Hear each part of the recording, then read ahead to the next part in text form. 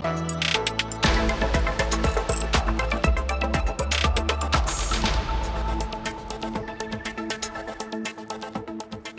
et messieurs, bonjour. Bienvenue dans Focus économique, flambée des prix de la viande rouge. C'est le sujet d'aujourd'hui. Les prix montent en flèche, une hausse qui se répercute également sur les prix des abats des bovins.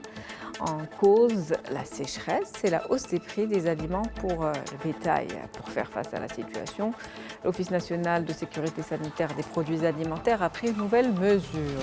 L'importation de viande rouge fraîche, congelée ou réfrigérée est désormais autorisée à partir d'une liste élargie de pays. L'ONSA a précisé que toutes les viandes importées devront être accompagnées d'un certificat sanitaire émis par les autorités compétentes du pays d'origine ainsi que d'un certificat d'abattage halal délivré par un organisme agréé. Cette nouvelle mesure permettra-t-elle de stabiliser les prix sur le marché marocain?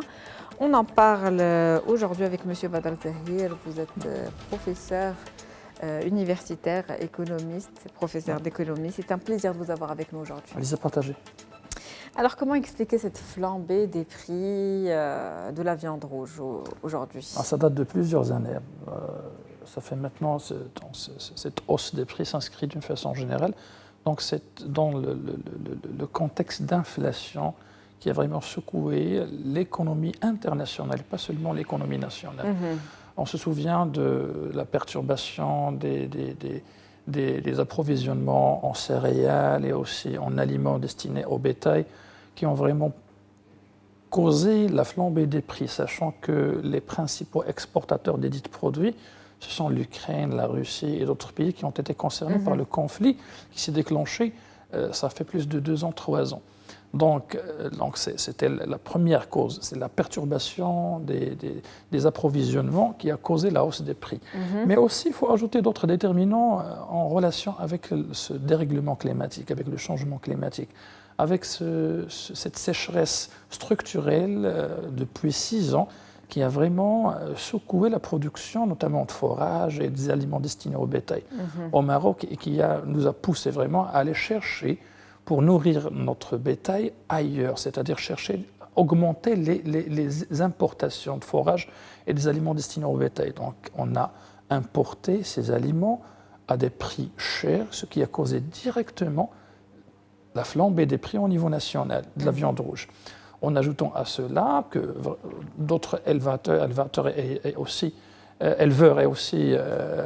producteurs de la viande rouge se sont aussi été touchés par la flambée des prix des hydrocarbures, la flambée des prix de certains produits en relation avec cette activité d'élevage.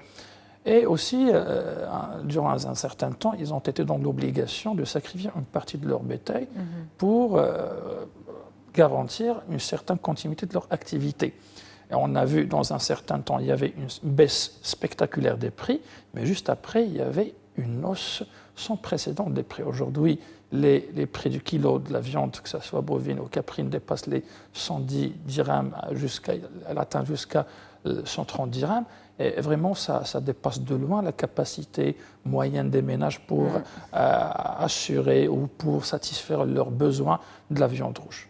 C'est des prix en tout cas jamais vus au Maroc.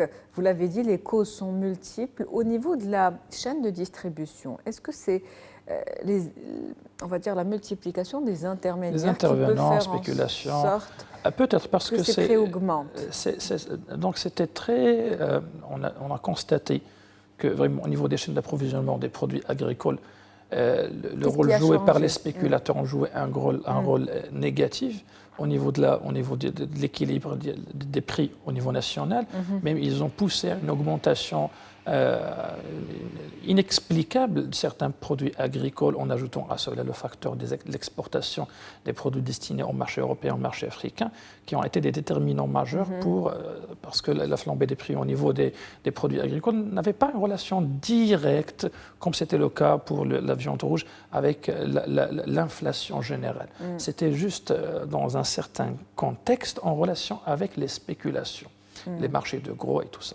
Concernant la viande rouge était liée directement avec les perturbations du marché international, parce qu'il y avait une certaine régression de la production des aliments destinés au bétail et du forage au niveau national. On était dans l'obligation d'aller chercher ailleurs à satisfaire le besoin national. Donc, on a assumé la perturbation des approvisionnements et des chaînes d'approvisionnement et aussi la perturbation des prix et la hausse des prix. Donc, ce qui a produit des répercussions négatives sur le prix, la moyenne des prix au niveau national, mais aussi sur le cheptel national, c'est-à-dire la production nationale. On a enregistré en 2019 une production record qui a dépassé les 600 000 tonnes. En 2023, on a enregistré seulement 500 000 tonnes. Donc il y a une régression.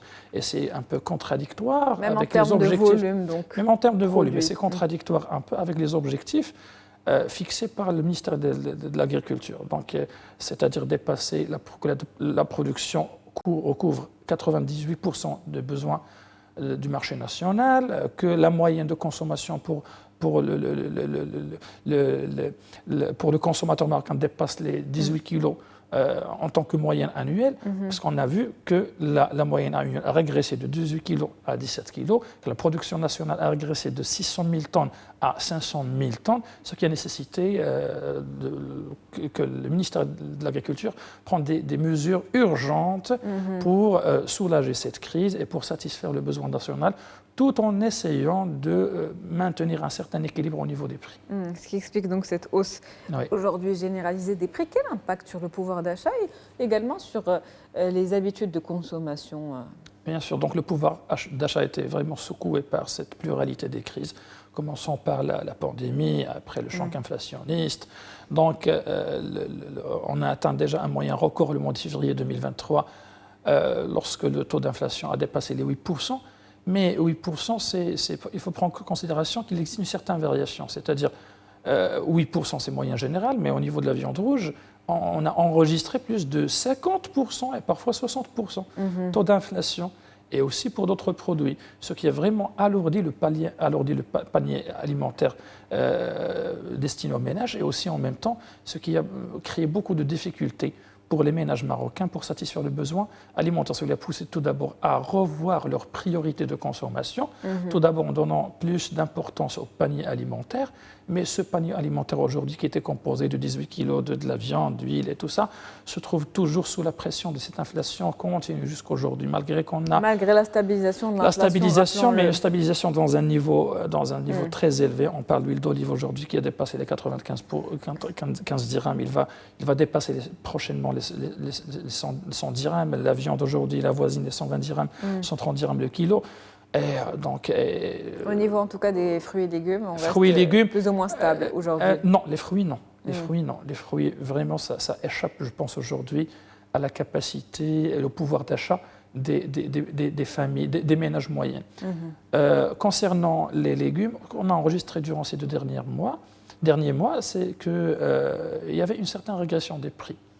Disons, chute des prix parfois, et je pense que c'était à cause tout d'abord parce que il y avait une production record dans certaines zones parce qu'ils ont profité de cette amélioration des zones d'irrigation, des stations, la création des stations dessalement de l'eau et tout ça. Et aussi parce que la cadence d'exportation a baissé un petit peu, ce qui a permis de détourner une partie de la production vers le marché national et de satisfaire le besoin. Et toujours, la règle générale qui détermine le prix, c'est l'offre et la demande. Concernant les habitudes, on est toujours en pleine mutation. Les familles, toujours, elles essayent de s'adapter, toujours dans les plus de priorités, par exemple, au panier alimentaire, au détriment parfois des services sanitaires, de services scolaires, de l'habitat, du transport, parce que vraiment il y avait, malgré les mesures prises par le gouvernement pour augmenter les salaires, et puis les aides directes également pour le secteur public, et les aides directes aux familles, mais je pense que la hausse des prix a vraiment dépassé un certain seuil, que vraiment ces mesures et cette augmentation de salaire n'a pas pu vraiment renforcer le pouvoir d'achat, en moins pour le remettre au niveau de la consommation avant ces deux dernières crises. Ça n'a pas pu réduire ce gap. Oui. Vous l'avez dit, donc au niveau en tout cas des légumes aujourd'hui, les prix se sont plus ou moins stabilisés. En tout cas, on a pu observer une baisse sur le marché. Oui. Maintenant, avec cette mesure annoncée par l'ONSA, celle d'élargir la liste des pays exportateurs de viande rouge donc vers le Maroc, on était à 10, on passe à 40 pays. Comment cela pourrait-il impacter justement les prix, les éleveurs? Est-ce qu'on peut s'attendre à un retour, on va dire, à la normale ou à une baisse progressive des prix tel qu'on le constate aujourd'hui au niveau des légumes? Je ne pense pas qu'il y aura une certaine baisse progressive des prix, mais une certaine stabilisation. On va stabiliser au moins les prix à ce seuil, c'est-à-dire entre 100 dirhams, 120 dirhams, 130 dirhams maximum. C'est-à-dire, parce qu'aujourd'hui, l'importation va couvrir un certain pourcentage de la consommation nationale, mais ce qu'il faut penser aussi à reconstruire aussi la capacité du secteur de la viande rouge marocaine pour qu'il pourra, dans les années à venir, à revenir à sa cadence normale et alimenter, parce que l'objectif fixé par le ministère de l'Agriculture, c'était que ce secteur couvre plus de 98% de la consommation nationale. Donc aujourd'hui, ce sont des mesures dérogatrices, c'est-à-dire juste une période qu'on va essayer d'importer ce qu'il manque au niveau du besoin national pour combler cette régression de la production au niveau national, mais ce sont des mesures juste pour une période bien déterminée. Alors que notre objectif principal, c'est d'avoir un secteur fort, capable d'alimenter l'ensemble des besoins en matière de la viande rouge pour le marché national. Et pourquoi pas exporter? Parce que c'est ça l'objectif fixé par le plan Maroc vert, que ce soit avant l'ancienne version ou au niveau de l'actuelle version du plan. Un objectif atteignable selon vous aujourd'hui, au niveau si on devait faire des projections sur l'année qui vient? Sur l'année qui vient, je pense que ces mesures prises par le gouvernement, ils vont un peu soulager la question de l'offre. Parce que c'est le manque d'offre et cette tendance croissante de la demande qui ont joué un rôle négatif au niveau de l'augmentation et de la hausse des prix enregistrés aujourd'hui.